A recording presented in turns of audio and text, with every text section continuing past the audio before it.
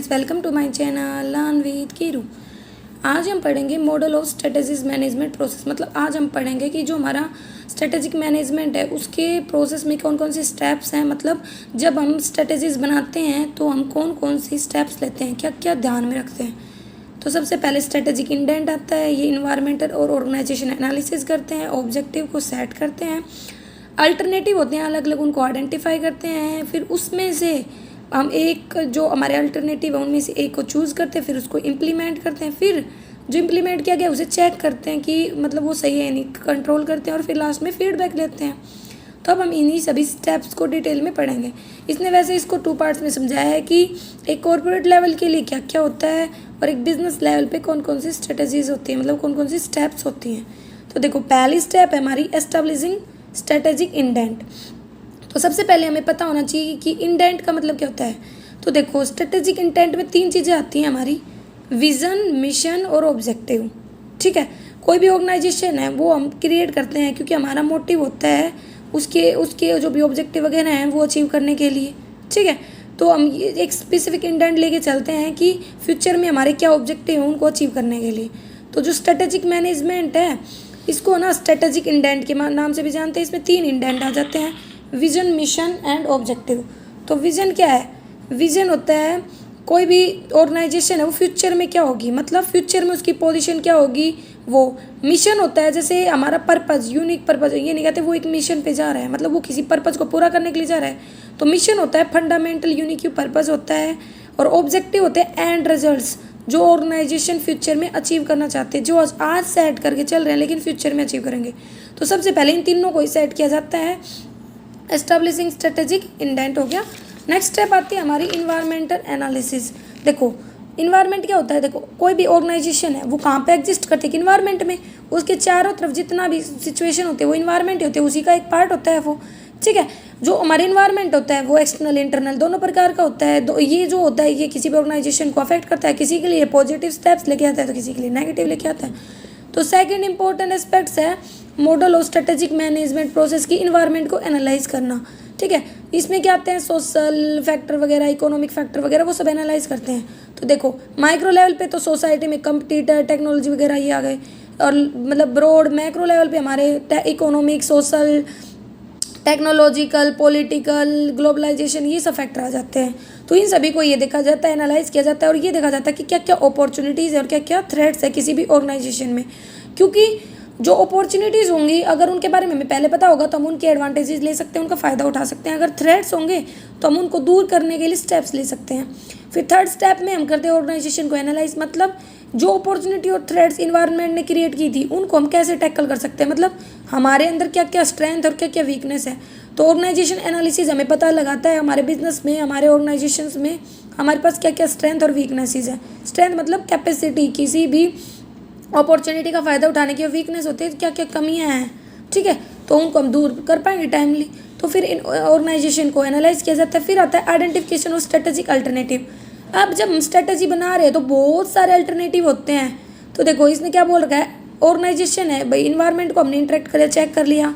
ठीक है, स्ट्रेंथ और वीकनेसेस में अब बात आती है अलग अलग अल्टरनेटिव की। ये जो प्रोसेस है ये बहुत सारे अल्टरनेटिव शो करता है एक ऑर्गेनाइजेशन के लिए जो एक इन्वायरमेंट क्रिएट करके चलता है। लेकिन सभी हम अल्टरनेटिव को चूज़ नहीं कर सकते क्योंकि बहुत सारे फैक्टर वगैरह लिमिटेड होते हैं हमारे पास, रिसोर्सेज वगैरह लिमिटेड होते हैं, टाइम भी लिमिटेड होता है। तो हम क्या करते हैं, उनके रिजल्ट्स वगैरह के बेस पे चूज़ करके चलते हैं कि कौन सा अल्टरनेटिव हमारे लिए बेस्ट होगा।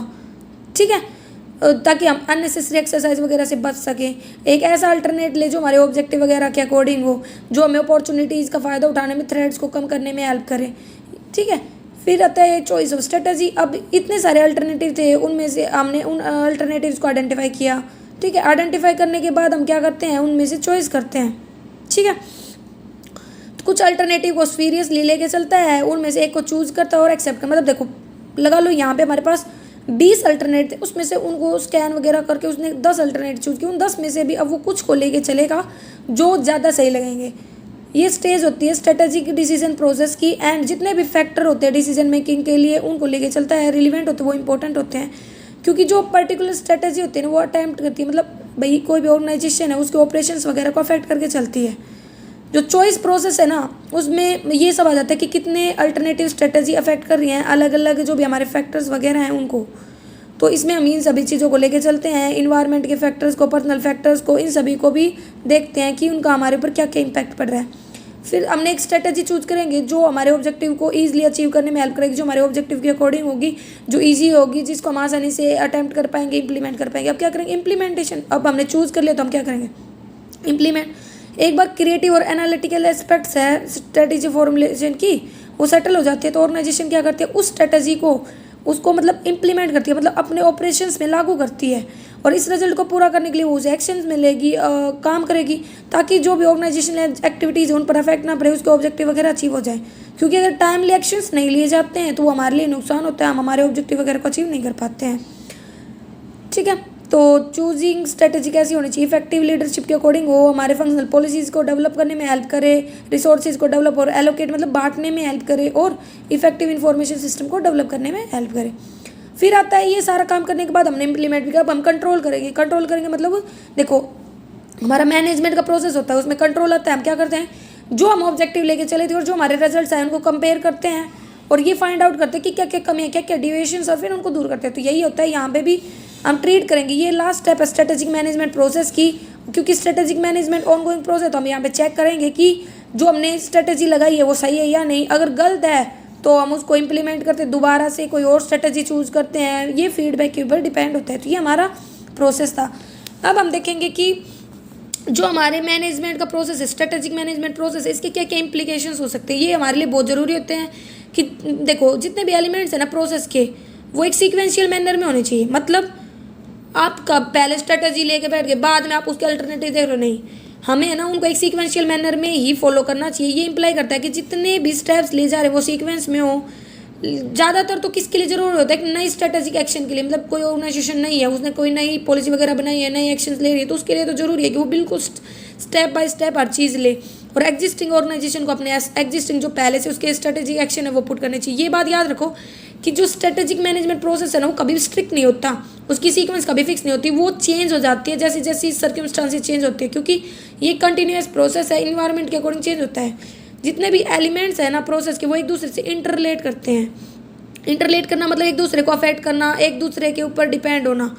ठीक है, फिर कहता है कि जो फीडबैक है ना वो बहुत ज़्यादा ज़रूरी होता है स्ट्रेटेजी को लागू करने के लिए। अगर हमें टाइम पर फीडबैक वगैरह मिल जाएगा कि हमारी स्ट्रेटेजी में कुछ कमियां हैं, तो हम उनको दूर कर पाएंगे, उसके अकॉर्डिंग उसमें इंप्रूवमेंट कर पाएंगे, और एक अच्छी स्ट्रेटेजी वगैरह को इम्प्लीमेंट कर पाएंगे।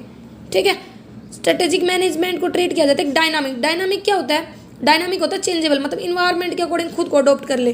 तो जो टर्म डायनामिक है वो यूज होता है constantly changing nature of conditions के अकॉर्डिंग, जो अफेक्ट करते हैं, जो एक दूसरे से इंटरलेट है, इंटरडिपेंडेंट है हमारी एक्टिविटीज़ के अकॉर्डिंग। तो ये सारे इंप्लीकेशंस होते हैं। क्या क्या बताए, सीक्वेंशियल नेचर में होना चाहिए। ठीक है, जो अलग अलग एलिमेंट्स है वो एक दूसरे के साथ इंटरलेट होने चाहिए, और फीडबैक बहुत ज़रूरी होता है एक डायनामिक सिस्टम के अकॉर्डिंग होना चाहिए। मतलब चेंजेस वगैरह को लेकर चले, ऐसा नहीं एक स्टैटिक सिस्टम ले ले और फिर जो भी चेंजेस हो रहे हैं उनके ऊपर ध्यान ही नहीं रखे। अब बात आती है कि जब हम स्ट्रेटेजिक मैनेजमेंट प्रोसेस को अप्लाई करते हैं तो कौन कौन से मॉडल्स वगैरह होते हैं जो ज़रूरी होते हैं। तो देखो 4 मॉडल हैं, होलिस्टिक, एनालिटिकल, नॉन पॉलिटिकल और इवोल्यूशनरी। ठीक है, होलिस्टिक का मतलब होता है ग्रुप में, समग्र, कंप्लीट, होल। जो कंसेप्ट है ना होलिस्टिक मॉडल की, वो कहाँ से आई है, नेचुरल साइंस से आई है, जिसमें जो ये मतलब ये किस चीज़ पर लेके चलता है, जो फंडामेंटल प्रिंसिपल हैं वो पूरे यूनिवर्स की क्रिएशन है, मतलब हर चीज़ को ध्यान में रख के फिर बनाए गए हैं।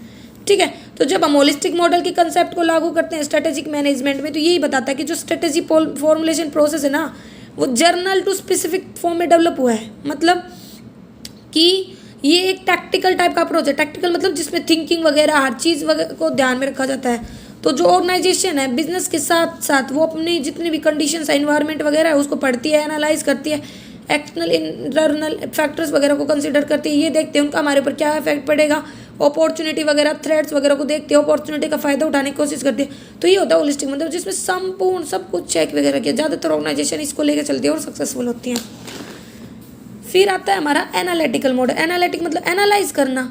ठीक है, तो जो स्ट्रेटेजिक मैनेजमेंट मॉडल होता है ना, वो कैसा है, नेचर में एनालिटिकल है। मतलब प्रिस्क्रिप्टिव और प्रोसीजरल होने की बजाय, मतलब रेगुलर भी है, एक प्रोसीजर में भी है, उसके बजाय ये साथ साथ ही हमारा एनालिटिकल है, मतलब एनालाइज करके चलता है। जो मॉडल है ना वो डिस्क्राइब करता है स्टेप्स वगैरह कि क्या क्या लेने चाहिए जब हम किसी स्ट्रेटेजी वगैरह को बनाते हैं, उसको एनालाइज वगैरह करते हैं। ठीक है, मतलब एग्जैक्ट प्रोसीजर बिल्कुल सेम नहीं होना चाहिए, चेंज हो जाना चाहिए हमारे नीड्स वगैरह के अकॉर्डिंग। फिर ये नॉर्मेटिव मॉडल, नॉर्मेटिव का मीनिंग क्या होता है, देखो जो स्टैंडर्ड्स है ना, मतलब नॉर्मेटिव होता है कि एक minute, standards for evaluation. Normative का मतलब होता है वो स्टैंडर्ड जो हम इवेल्युएट करने में हमारी हेल्प करते हैं। तो देखो नॉर्मेटिव मॉडल है मतलब ये स्टैंडर्ड सेट करता है इवेल्युएशन के लिए कि क्या कोई कमियां वगैरह उनको फाइंड आउट करनी है, ये इन्फॉर्मेशन वगैरह देता है। ठीक है, जो प्रेस्क्राइब करते हैं हमें क्या करना है क्या नहीं करना है, किस चीज़ को दूर करना है, और जो अभी बिना बात की स्टेप्स वगैरह होते हैं उनको हटाने में हमारी हेल्प करता है। फिर ये किस पर काम करता है, इक्विफाइनलिटी प्रिंसिपल पर। मतलब देखो ये क्या करता है इक्विफाइनलिटी प्रिंसिपल में कि मतलब जो भाई प्रॉपर्टी है, मतलब ये अलाउ करता है कि सेम इफेक्ट होना, सेम रिजल्ट होना अलग अलग इवेंट के। देखो अब हमारा इन्वायरमेंट है उसमें इतने सारे फैक्टर्स होते हैं, इतने सारे कंडीशंस वगैरह राइज होते हैं, इंटरनली भी होते हैं हमारे ऑर्गेनाइजेशन में, बाहर भी होती हैं, उन सभी के इफेक्ट को इक्वल फॉर्म में करना, मतलब अलग अलग इवेंट्स का अलग अलग कंडीशंस का सेम इफेक्ट डालना।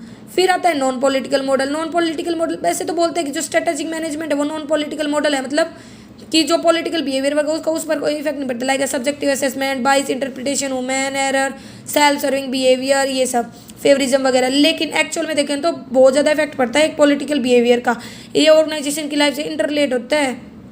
क्योंकि देखो ऑर्गेनाइजेशन है वो एक पार्ट है, उसके अंदर के जितने भी इंप्लॉयज़ है वो काम करते हैं, क्योंकि बिना इंप्लॉयज़ के बिना ह्यूमन रिसोर्स के तो कोई ऑर्गेनाइजेशन एग्जिस्ट नहीं कर सकती। इसलिए बोल रखा है कि पॉलिटिकल बिहेवियर है ना वो इसका एक पार्ट है जिसको हम बाद में समझ सकते हैं। इसीलिए बोल रखा है स्ट्रेटेजिक मेकिंग है ना वो सब ऑप्शनल प्रोसेस होता है, जो स्ट्रेटेजिक मैनेजर्स हैं वो खुद के फिनोमेना वगैरह को लेके चलते हैं। फिर इवोल्यूशन है, मतलब प्रोग्रेसिव है ये जो मॉडल है हमारा। ठीक है, ये एप्लीकेबल है प्रेजेंटली, लेकिन ज़रूरी नहीं है कि फ्यूचर में भी यही एप्लीकेबल हो, क्योंकि सर्कमस्टांसिस बदलती रहती हैं। लगा लो आज एक प्रोसेस है वो एक ऑर्गेनाइजेशन के लिए सूटेबल है लेकिन दूसरे के लिए नहीं है, इसीलिए जो मैनेजर्स वगैरह उनको इवेलुएट करते रहना चाहिए, उनमें मॉडिफाई करते रहना चाहिए अपनी सिचुएशंस वगैरह के अकॉर्डिंग। तो ये हमारे 4 मॉडल्स थे। हमने पहले इसके प्रोसेस को समझा, फिर हमने इसके इम्प्लीकेशंस को समझा, फिर हमने समझे कि जो हमारा प्रोसेस उसकी क्या क्या मॉडल है, मतलब किन चीज़ों को ध्यान में रख के एक प्रोसेस वगैरह को बनाया जाता है स्ट्रेटेजिक मैनेजमेंट के। अगर आपको यहाँ तक कोई भी कन्फ्यूजन हो तो कमेंट करके जरूर पूछ सकते हैं, और मेरी वीडियो कैसी लगी कमेंट करके जरूर बताएं। इसे लाइक करें, सब्सक्राइब करें और शेयर करें। Thank you.